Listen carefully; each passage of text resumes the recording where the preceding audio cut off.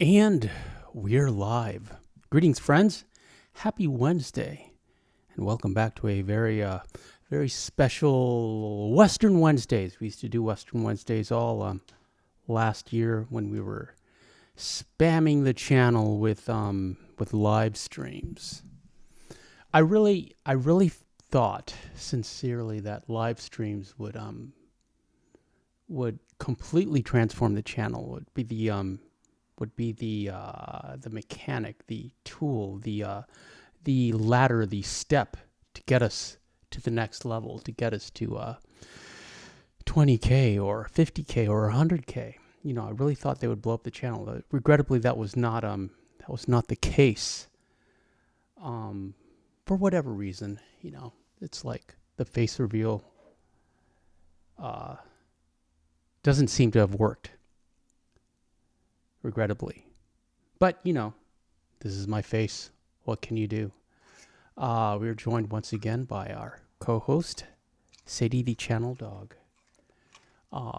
But yeah, we used to do a free roam Fridays, and then a Saturday stream, a Sunday stream, Marston Mondays on Mondays, and then a Western Wednesdays. We were doing 5 streams a week. It was ridiculous. It was a really hard schedule to keep up, and I'm amazed I did it for as long as I did. And anyways, Western Wednesdays, ironically, was one of the most successful live streams in terms of playbacks and likes and comments. And in fact, High Plains Drifter, I believe, a Clint Eastwood movie, is one of the most rewatched. Might be the number one live stream for rewatches on this channel. Which is great, but you know, it's like there's like a finite amount of westerns that, you know, especially classic westerns that I want to watch, and you guys didn't seem that interested in regular movies and other movies that I like. The math doesn't lie. I wish it did. If you are younger, if you are a student and you're struggling with math, understand that numbers don't lie. People lie. Words lie. You can't believe your eyes. But math doesn't lie. Numbers are incapable of lying. And you should take comfort in that. Math and dogs are the only things you will encounter in your life that will not lie to you. So anyways, yeah, the numbers are always good when we do a Western Wednesdays on a popular Western movie. But we're doing the Ballad of Buster Scruggs as a favor to Papa One, a mod and a great friend of the channel. Always happy to have him in the chat. At any rate, we shall read the Wikipedia, and I have a little slideshow for you. And I've got a review from, I believe it's The Guardian, and then we'll start talking about The Ballad of Buster Scruggs from 2018. It's a Netflix movie, a Netflix exclusive. I don't even know if it's available on Blu-ray or DVD. I'm sure it is by now. Interesting because I used to watch this while I was playing the game, while I was playing Red Dead Redemption 2. I originally subscribed to Netflix for my mother. I had 2 accounts, my mother's account and my account. And I got the subscription because my mother was very sick. She was in and out of the hospital, and it was something that she could watch on her iPad and distract herself. So consequently, I associate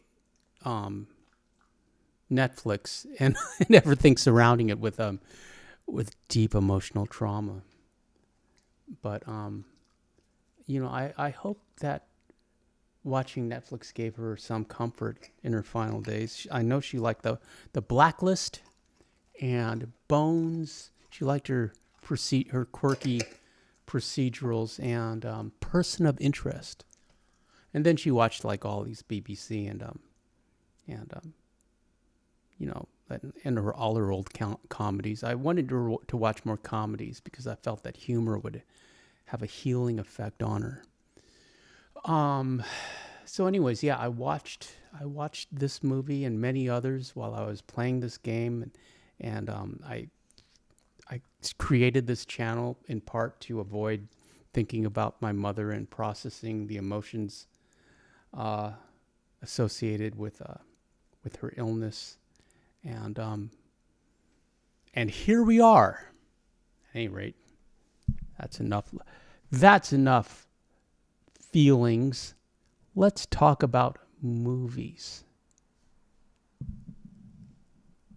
The Ballad of Buster Scruggs, to quote Wikipedia, titled on screen as The Ballad of Buster Scruggs and Other Tales of the American Frontier, is a 2018 American Western anthology film. Written, produced, and edited by the Coen brothers. They've made many great movies that I enjoy, including one of my favorites, The Big Lebowski. Stars Tim Blake Nelson, who was from Oh Brother, Where Art Thou? Another favorite movie. Tyne Daly from Cagney and Lacey. James Franco, you know he is. Brendan Gleeson, Bill Heck, Granger Hines, Zoe Kazan, Harry Melling, Liam Neeson, John Joe O'Neill, Chelsea Ross, Saul Rubinek, and Tom Waits. It consists of 6 vignettes set on the American frontier.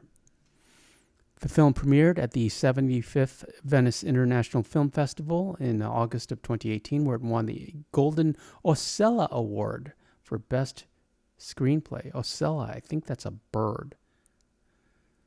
I'm saying that because oiseau is bird in Francais. After a limited theatrical run beginning in November of 2018, it was released on Netflix on November 16th. The National Board of Review named it one of its top 10 films of 2018. The film earned 3 nominations at the 91st Academy Award: Best Adapted Screenplay, Best Costume Design, and Best Original Song, When a Cowboy Trades His Spurs for Wings. When a cowboy trades his spurs for wings. That's a good song.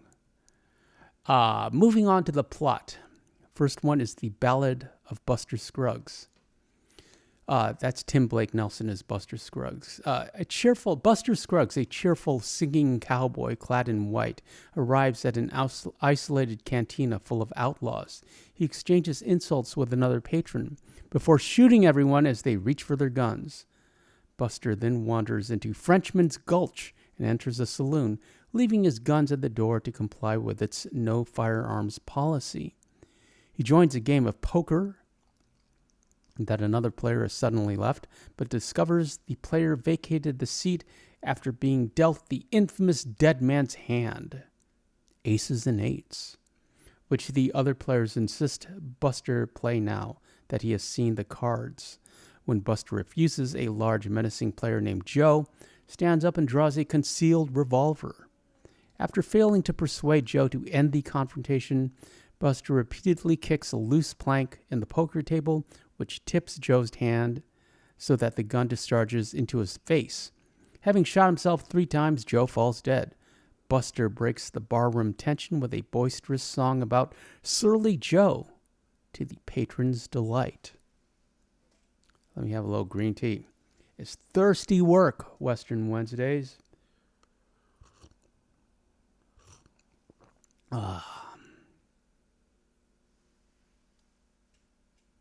Sadie tells everyone to like and subscribe.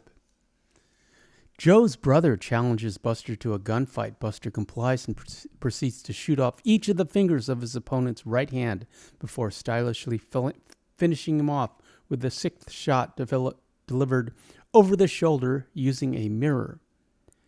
Then a young singing cowboy clad in black rides into town and politely challenges Buster. Buster obliges, but to his surprise, the young man is even a faster draw and shoots him in the forehead.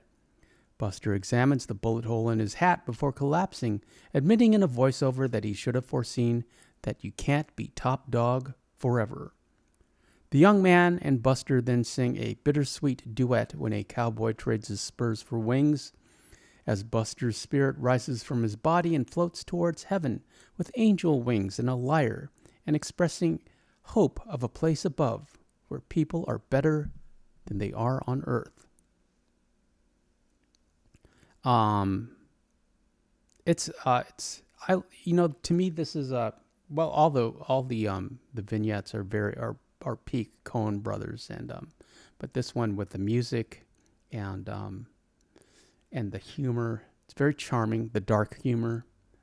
But all of them like explore various aspects of the Coen Brothers directing style and writing style.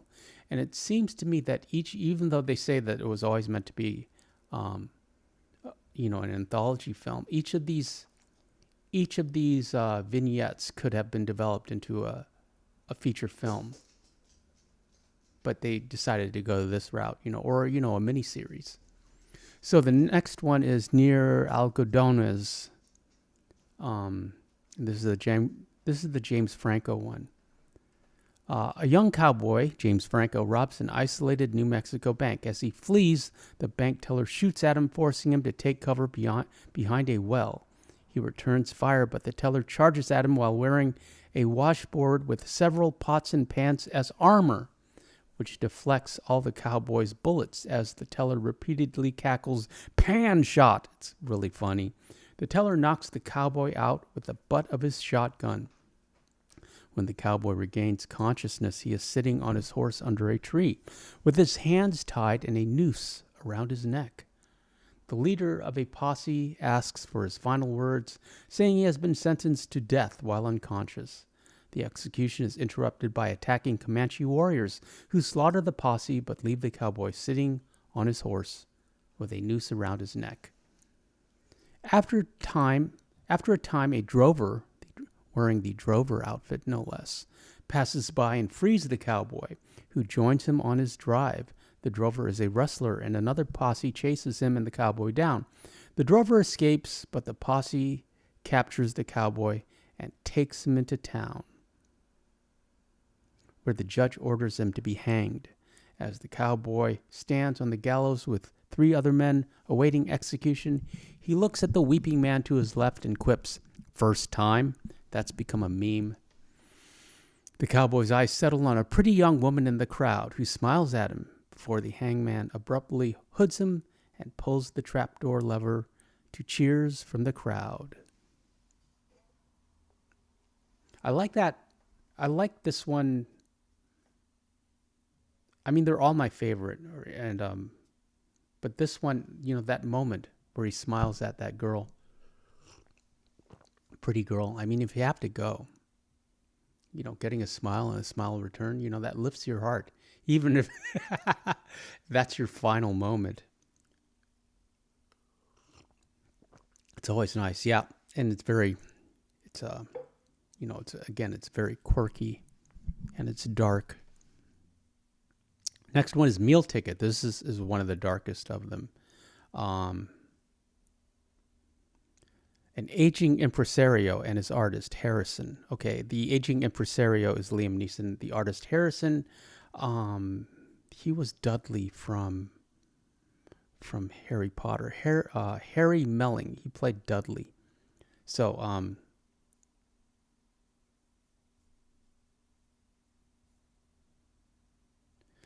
an aging impresario and his artist, Harrison, a usually uncommunicative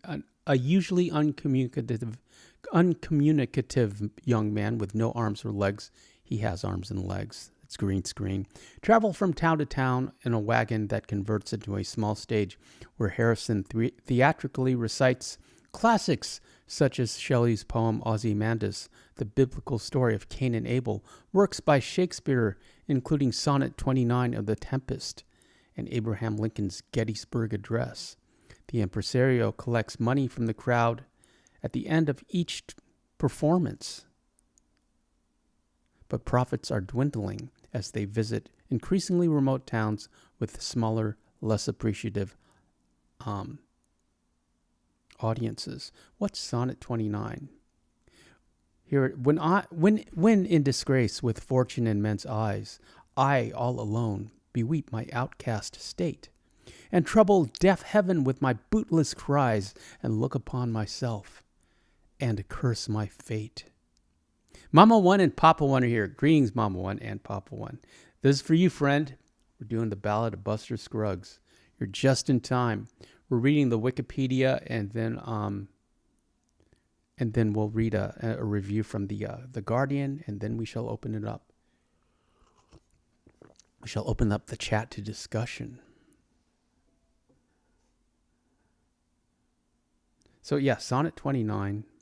From sullen earth sings hymns at heaven's gate. For thy sweet love, remembered, such wealth brings, that then I scorn to change my state with kings. So yeah, we're doing Meal Ticket. That's Liam Neeson and the armless, legless guy who was Dursley. I don't know if you knew that. Dudley Dursley from Harry Potter. After a performance that yields no profit, the impresario observes a man nearby drawing a crowd with a chicken that ostensibly performs basic arithmetic, math doesn't lie, by pecking at painted numbers. In addition to answer addition and subtraction problems, the audience calls out. After buying the chicken, the impresario drives the wagon through a mountain pass, stops by a bridge over a rushing river. He walks to the center of the bridge and drops a large stone to gauge the water's depth before returning to the wagon. The impresario resumes driving with the caged chicken as his only passenger. What's that about? Yeah, it's like, I like how all the violence happens off screen. I mean, it's just, it's like, one of the adages of filmmaking and TV is show, don't tell. And this one kind of doesn't show and doesn't tell, makes you think about it. Show, tell, or imply. Next one, All Gold Canyon, a sentimental favorite because it has Tom Waits in it, who he's aged. He's like he was one of my heroes growing up, but yeah. But he's turned into a grizzled prospector now, and he was in a movie called The Dead Don't Die by another a zombie movie I really like. And Papa One says, "Thank you for doing this one for me, Super Antonio." Oh, you're quite welcome, Papa One. All Gold Canyon, a grizzled Jim Jarmusch is the director of The Dead Don't Die. Highly recommend it. It's a very quirky indie zombie movie. A grizzled prospector arrives in a pristine mountain valley and digs for gold in a grassy meadow. He pans shovelfuls of dirt to count gold specks, then digs a deeper hole once he has triangulated the likely source. There's almost no dialogue during this point, and it's fun watching him do the triangulation. After his first night camping, he spots an owl tending to its treetop nest. When he climbs up and reaches the nest, the owl's watchful gaze from a nearby tree causes him to replace 3 of the 4 eggs he had taken for his breakfast. On his third day, he digs out gold nuggets of increasing size before reaching Mr. Pocket, a large gold vein running through the quartz he has uncovered. A young man who has been observing his work approaches the edge of the hole. He shoots the prospector in the back, and the prospector falls face down. When the young man jumps into the hole to take the gold, the prospector stops, feigning death, wrests the young man's gun away, and shoots him dead. The prospector cleans and assesses his wound in the stream and verifies that it is not lethal. He finishes mining the gold, buries the young man's body in the same hole, and departs. It's one of my favorite of the vignettes. The Gal Who Got Rattled. This is the most heartbreaking one. But I really was hoping that it was that would have a different ending than it did. But it's a Coen Brothers movie. Alice Longbaugh and her older brother Gilbert, an inept businessman, are en route to Oregon by wagon train, where Gilbert claims the new business partner will marry his sister. Gilbert has a violent coughing fit and dies shortly after the trip starts. The wagon train's leaders, Mr. Billy Knapp and Mr. Arthur, attribute Gilbert's death to cholera and help Alice bury him. Though she has no definite prospects in Oregon, Alice continues the trip rather than return home east. Matt, the young man Gilbert hired to lead their wagon, claims Gilbert promised him a high wage of $400, half of which he expects when they reach the halfway point, Fort Laramie. Alice believes Gilbert's money was buried with him and conveys her predicament to Billy, who offers his support in contemplating how to proceed. Billy doesn't help as a handsome cowboy. Who's Billy played by? Bill Heck. And Zoe Kazan is Alice Longbaugh.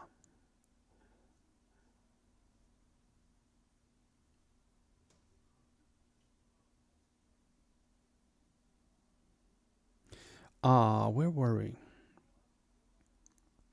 He also does Alice the favor of first attempting to shoot Gilbert's small dog, President Pierce, named for Franklin Pierce, then scaring him off because the dog's constant barking has drawn widespread complaint. It was a harsh world, the Old West. Bill proposes to solve Alice's dilemma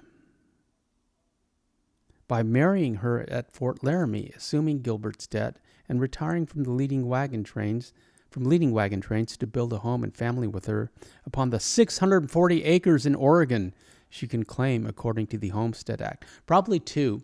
I mean, it was probably half of that per person, but she gets two because she gets her brothers. That's a lot of land. I mean, not for her, but talk about creating generational wealth for the kids. Where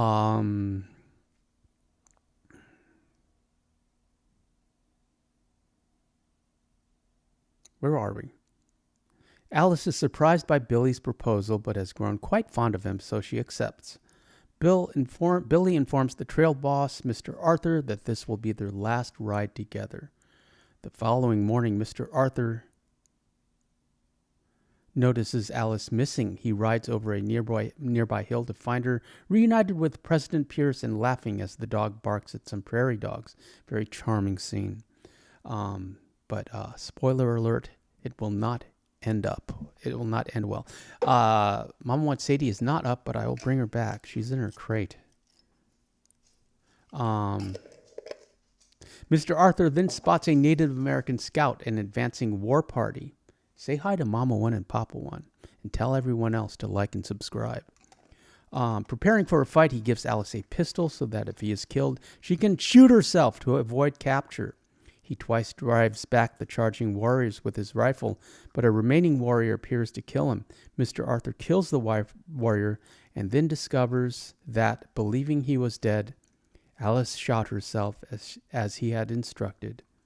Mr. Arthur walks back to the wagon train, unsure of what to say to Billy Knapp. Very tragic, very poignant, and again, a wonderful story. Next is the mortal remains, and this Mama One says, "Hey Sadie, say hi to Mama One." The mortal remains is the weakest of the stories. I think it's very Twilight Zoney. It's very dark. It's more of a ghost story. There's a little bit of a supernatural element to it, but it's not really a Western. I mean, it's a Western in the sense of the time period, and they're on a stagecoach. But yeah, it's more like a story by Edgar Allan Poe, who ironically was writing around the same time period. Pop One says, "Ain't a stream without our favorite co-star enjoying the potent canine bait." Yes, she is. She's happy to be here with you. An Englishman, an Irishman, a Frenchman, and a lady and a fur trapper ride to Fort Morgan, Colorado in a stagecoach. The Englishman says that he and Clarence often travel this route, ferrying cargo, quote unquote, alluding to a corpse on the roof. But he does not specify the nature of their business. Spoiler alert, they are bounty hunters. The trapper rambles about his past relationship with a hunk papa woman. It's a Lakota word, hunk papa, meaning head of the circle,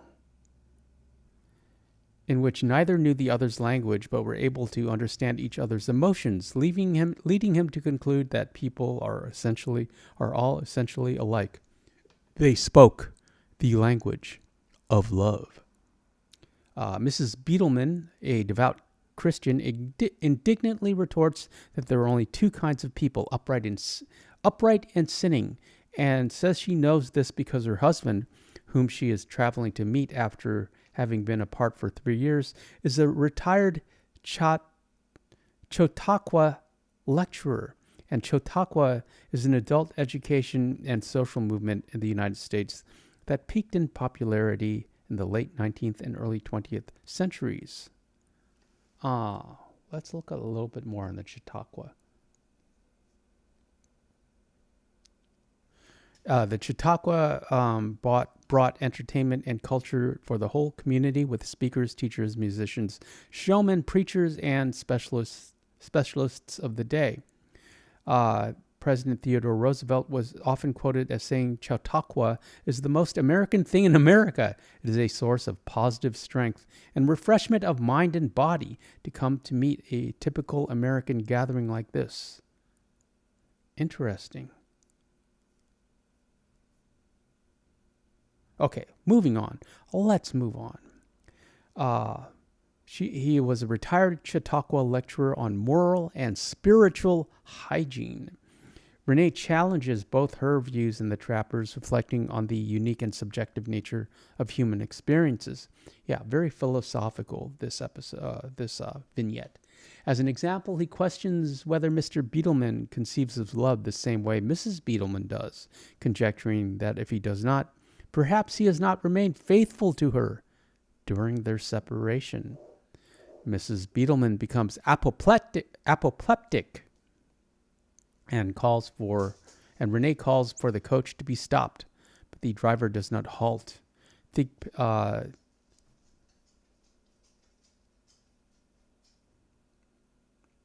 Englishman explains that the stage company's policy is to not stop for any reason. Clarence sings the folk song "The Unfortunate Lad," and which calms Mrs. Beetleman. He and Thigpen then reveal themselves to be reapers or bounty hunters. Actually, there's an implication that they're supernatural and they're actual reapers. Thigpen tells the group that the usual method is for him to distract their targets with stories while Clarence thumps them. Thigpen says he enjoys watching them die, especially the expression in their eyes as they negotiate the passage and try to make sense of it.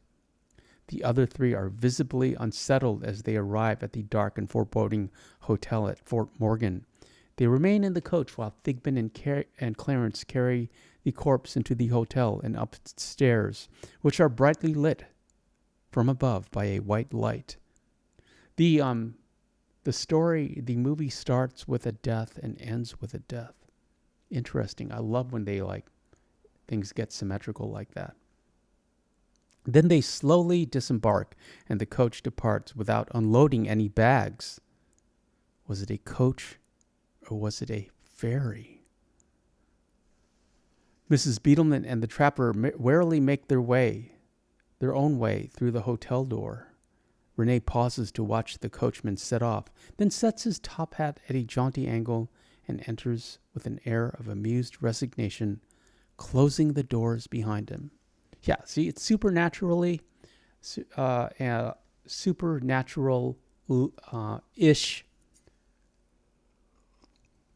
You got the implication that these guys are actually Grim Reapers and that the other passengers are already dead, and they were already dead, and he's leading them to the afterlife. It's kind of a different tone than the rest of them, and again, it's barely a Western. It's Western adjacent.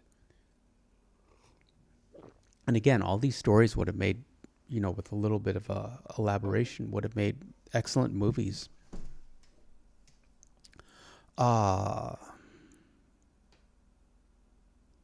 Moving on to production. The film was based on Western-themed short stories, some of which were written by the Coens over 20 to 25 years ago. Tim Blake Nelson was given the script for the eponymous story in 2002 and told a second meal ticket was in outline form, but did not hear until 2016 that the project would commence production. 14 years later, hey, remember reading about a screen treatment 14 years ago called The Ballad of Buster Scruggs? Are you interested in playing that role? And, they're actors. Of course they're interested.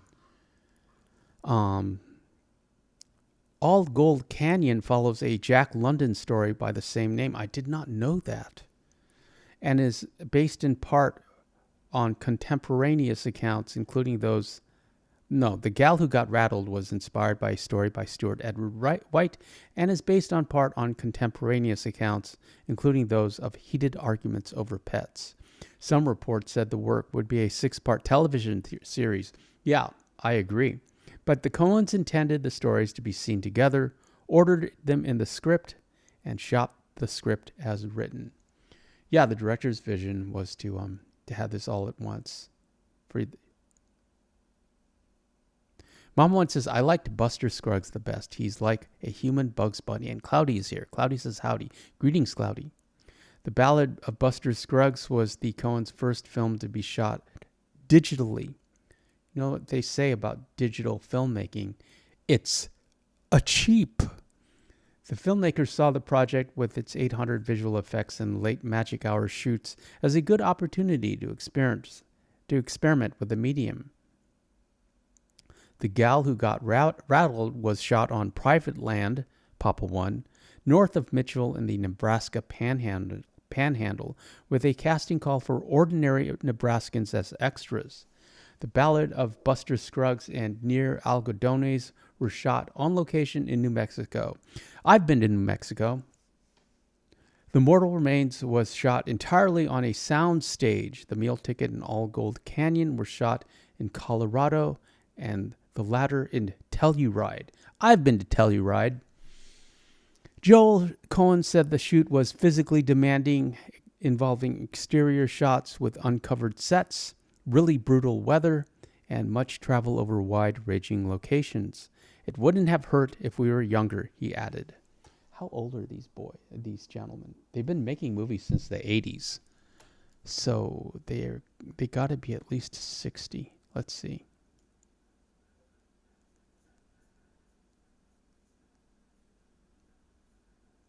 1954. 54 and 57. Yeah. Okay, boomer.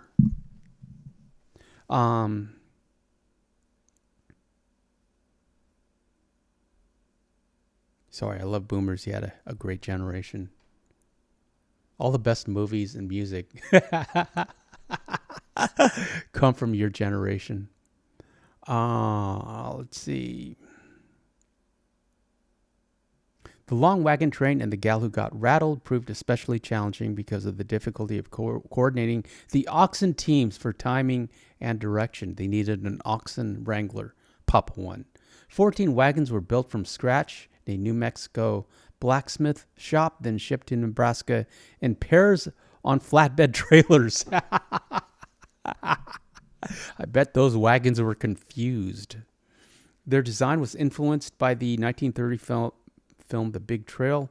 Most of the costumes were handmade for the production.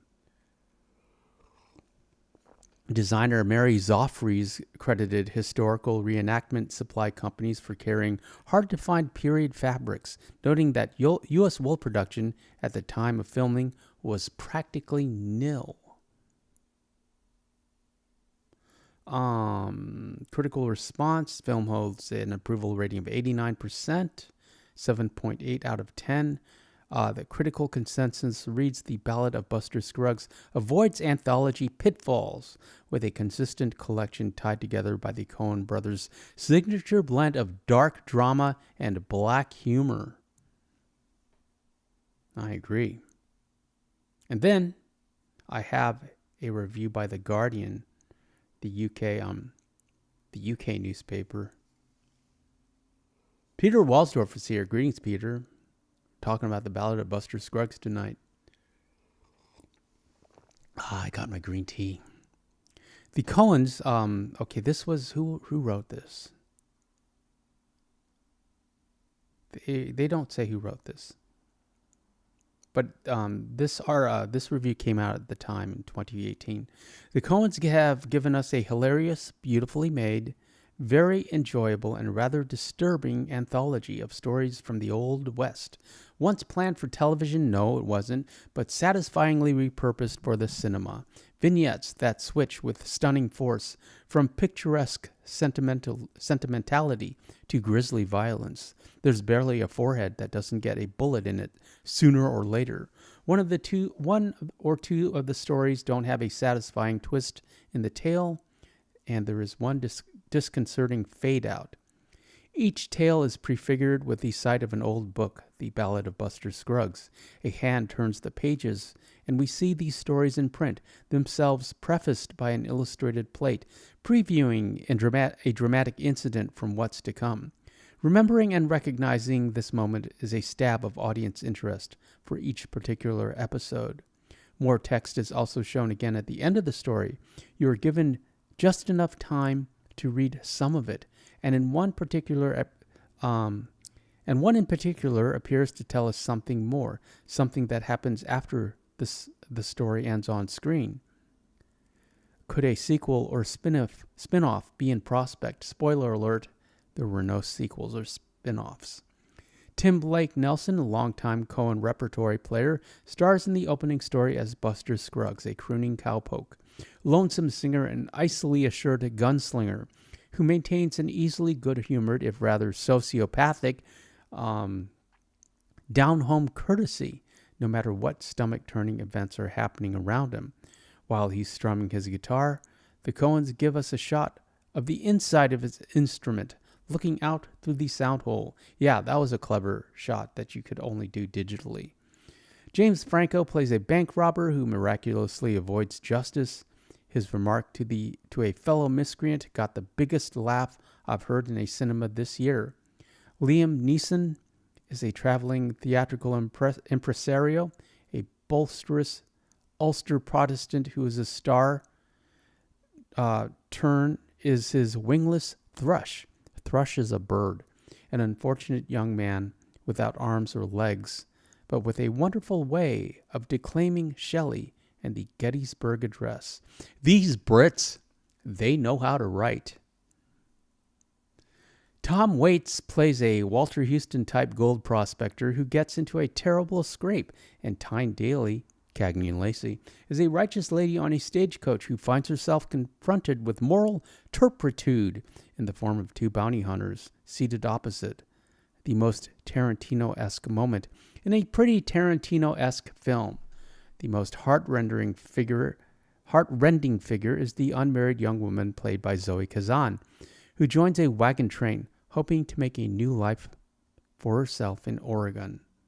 This is a handsomely made picture with a richly plausible musical score by Carter Burwell. I've heard that name. What else has Carter Burwell done? Oh, he's worked on a bunch of Coen Brothers movies, starting with Blood Simple, their first movie. He did Raising Arizona, Miller's Crossing. I think he does all their movies. Fargo, I forgot about Fargo. And he also did the soundtrack for Twilight. He was also born in 1954.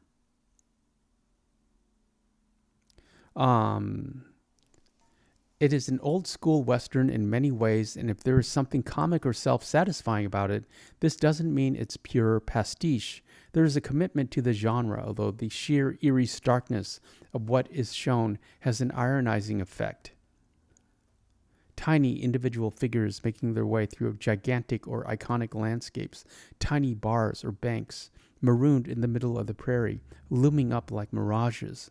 The settlers are always in danger from Native Americans, who are certainly represented as an alien presence. They don't get a tail. But the white men and women are mostly venal, pompous, greedy, and violent. A little bit of posturing and pandering. I guess it's necessary to put that in there, trying to make you feel bad. The performances are polished to a gleam. Neeson is great as the huckster, brooding on the awful change he might need to make to his show. Kazan plays it entirely straight as a young woman whose life is about to be turned around. And Tim Blake Nelson is superb as the roistering Buster, who thoughtfully imagines what it's going to be like in heaven, looking back at all the meanness in the used to be. When a cowboy trades his spurs for wings. Earthly existence is eventful and not short on laughs.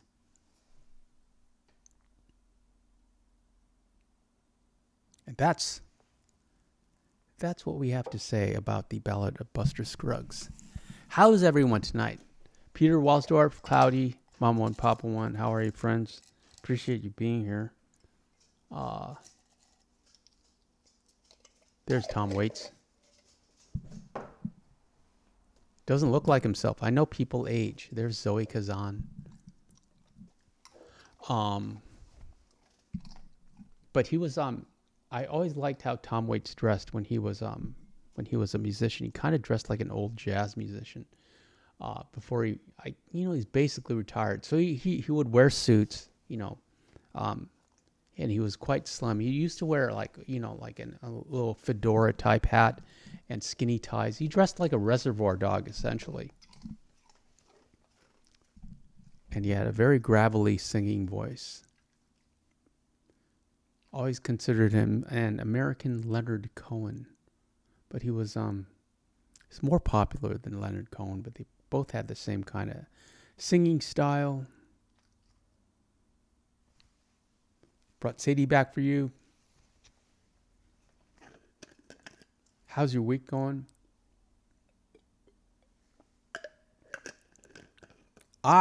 You'll be happy to know, will be purchasing a PS5 at the end of the month. And I figured out how to do it now. I thought that was very clever, and I'll talk about it. I have two PS4s. One here, I'm pointing to it now, and one in the bedroom that I usually use just to watch DVDs and Blu-rays on. But I started playing The Last of Us on it. So anyway, I sold the bedroom PS4. I sold it back to Sony in their buyback program. And they will give me $110 plus a $50 voucher for like joining their buyback program, and then an additional $10 for giving them an email address, a burner email address, so they can like clutter my inbox with deals and ads. Cloudy says, it's been a happy day and a sad day. I gave away 2 kittens to my cousins. I got attached to them kittens, LOL. Yeah, I believe it, Cloudy. It's easy to get attached to those cute little things. So yeah, that's like $170, and then I'm going to get a disc PS5, which is like $399. It's like $400 factory refurbished. So, so it's basically half off. So between that and tax and buying the updated Last of Us, we'll be out the door with like $300, which is a lot better than $500 to $600. The only like if I bought it from Amazon, they would send it overnight. If I wanted to drop 700 clams. So I'm not going to get it overnight, which is regrettable. But everything is a trade-off. Everything's a trade-off. I used to tell you guys in my videos. So, but yeah, I have high hopes that the PS5 may be what we need to take the channel to the next level. And I'm very curious as to how Red Dead Redemption 2 will look on PS5. I know Serena is doing a PS5 playthrough. We're not going to do a PS5 playthrough, but we will be doing Free Roam Fridays on PS5. And then, The Last of Us has been remastered with Last of Us 2 graphics and the AIs. And so the combat and the weapons and everything has supposedly been improved and reskinned. So I'm very eager and excited to see how that turns out. So all that's happening at the end of the month. I'm very excited. Then I'll move this PS4 to the bedroom, and that will become the bedroom DVD Blu-ray player. But in the meantime, I can't watch Blu-rays in bed, which is very inconvenient for me. Papa One says, we are well, busy day, training horses, and Dixie and Glory will officially be finished training by the end of the month. And then they go to reenactments. We are going to miss them. Cloudy says the only difference for Red Dead Redemption 2 on PS5 is the loading time. I believe the graphics are also different. And the frame rate. And that'll make a difference for the videos. The videos will be higher quality. And it's subtle, but I think it'll make a difference in terms of viewership and subscriber count. Plus, it's a business expense. I can write it off at the end of the year. But now I'm like, okay, we're getting a PS5. What can we do with it? Thinking of playing the Harry Potter game, which didn't do well, but it's immersive in an open world, and it might be fun. I mean, if you guys like Harry Potter. And we still have Batman Arkham Knight. I don't know. We'll see how that looks on PS5. Hope we can play it. Let's look it up.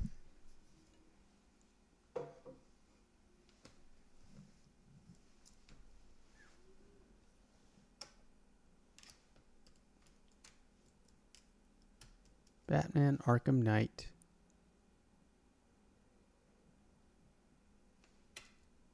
PS4, PS5. Let's see.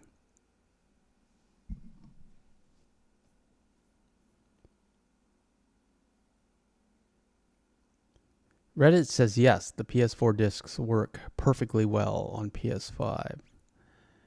Cloudy says you can try Indiana Jones and the Great Circle. I don't know that game.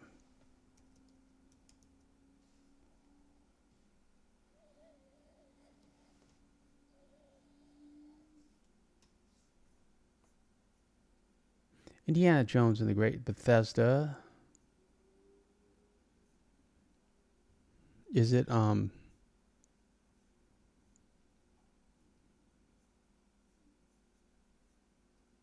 yeah, maybe. An epic globe-trotting adventure. The year is 1937. Sinister forces are scouring the globe for the secret to an ancient power. You'll become the legendary archaeologist in this cinematic action-adventure game. Is it a third person? You are Indiana Jones. Live the adventure as Indy in a thrilling story full of exploration, immersive action, and intriguing puzzles. No, it's first person. Whip cracking action. I hate first person. Mama once says, I was able to save an American quarter horse and her colt. Our friend's horse was having complications. I'm so happy they both could be saved. All glory goes to the Lord. Yes, well, also in your kind and healing hands, Mama One. But, God works through you. Or so they say. God works through people.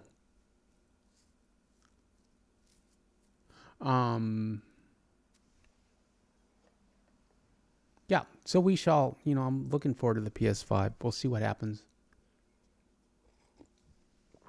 It should, we'll see what it does for the channel. And it was inevitable. I was thinking of getting one. I was at some point I was thinking of getting one. I wasn't thinking I'd get one this soon, but you know, there's so many deals. I mean, why not? Mom once says, "How have you been, Super Antonio?" I've been great, busy. I was very, you know, it's like, very happy with the PS5 situation, with resolving that and figuring out a budget for it, without sacrificing any of the other things that I wanted to get. You know, action figures, dolls. I still need Dexter on, you know, the complete series, and I need season 7 of True Blood. You know, and I thought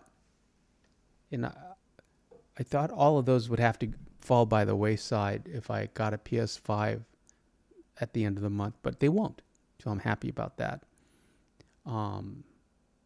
Yeah, Monster High has Wednesday and Enid dolls that I kind of have to get, and they're not action figures. I wish they were, but they're dolls. So yeah, I can still get those. So I'm very happy.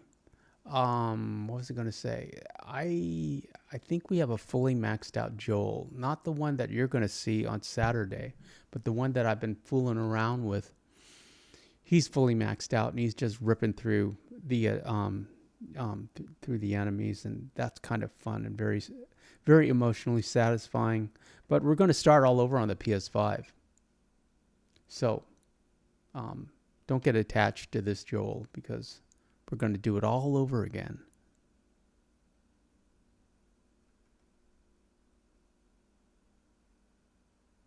Cloudy says, I'm going to get a PS5 right before GTA 6. That's what I assumed I was going to do. I was going to wait for the PC version, but that might be a year later. Yeah, I assumed we would play GTA 6 on this channel, but I am going to wait for other playthroughs before I drop $100 on a game. Or maybe I don't know if it'll be worth it. Poor Sadie's tired.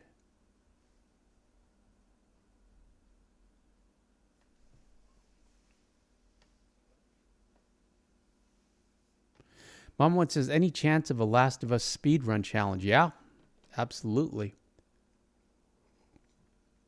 We'll do it, and I'll make a video of it, because, you know, like a long format video, because I don't think you can do it under 2 hours. Let's look it up.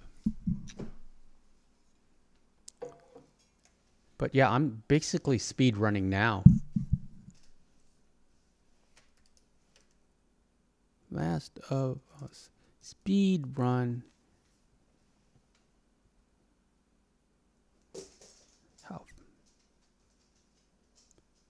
The top time is 2 hours and 16 minutes.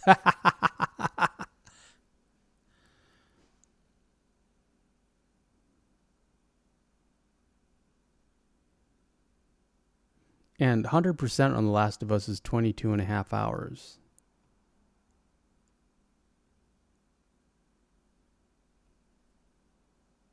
Average is 15 to 19 hours.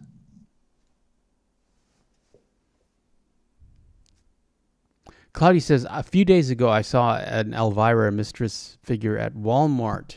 Do you recall who made it? The company, was it NECA? NECA. Do you know that company? So yeah, I want to get those Elvira figures, if you were talking about the same one, but that's for a Halloween display I'm thinking of, so I don't have, you know, I can wait on those. Though if I were smart, I'd get them, you know, piecemeal, month by month, instead of like dropping a couple $100 all at once in September. Mama once says, I wonder how fast the record is for Red Dead Redemption 2.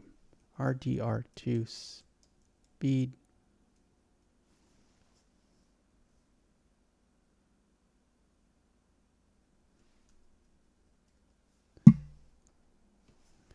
Record.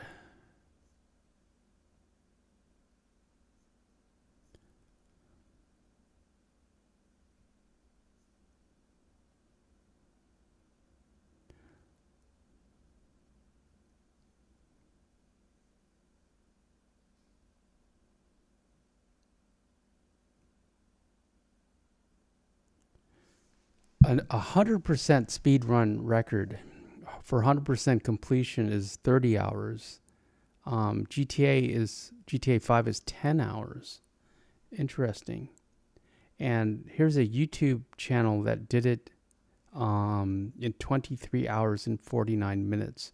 World record.